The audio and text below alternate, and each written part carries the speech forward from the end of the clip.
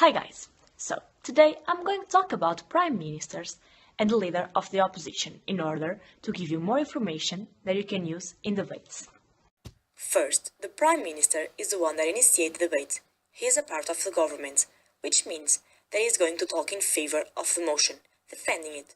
The prime minister has to take three steps. First, present the context. Second, the model. And then has to bring arguments. The context, it is extremely important and relevant because it is similar as presenting the world we'll be talking about in debate. The context can also completely change the relevance of the arguments. For example, in the motion, this house would ban the access to the internet in any particular country. This motion is about security versus liberty, and it would only make sense if you are living in a country where there is threats of attacks, terrorism, and instability, because if the context was of social stability, the government wouldn't have the legitimacy to implement this measure. So, it is easy to understand that the context is fundamental for giving credibility to the arguments. The model is how we are going to implement the motion. For example, this house would implement physical punishment in schools. So, how did it work? It would be for every situation or only for the worst ones. Who would beat them? And would it be done in front of everyone? That's what the Prime Minister has to explain by doing the model. In this case, an example of a model would be, this punishment would only be for extreme situations.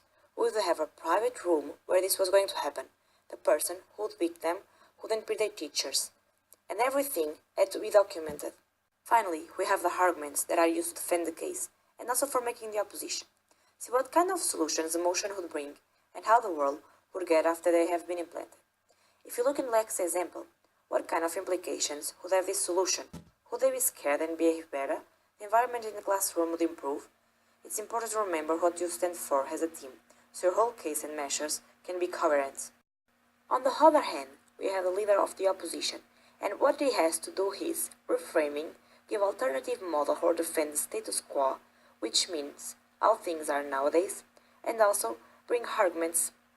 By reframing, which is not an obligation in a debate, I mean that the opposition can give a different and more favorable context to their side. Then, the alternative model, it is when the opposition explains why the model of the government isn't the best and can give a new one. They use arguments so they can explain why the motion shouldn't be implemented. For example, in the case of the punishment of the students, they would probably say that students would be scared and don't want to go to school, and so on. I hope you have learned something from this, and if you have any doubts, please contact us. Goodbye!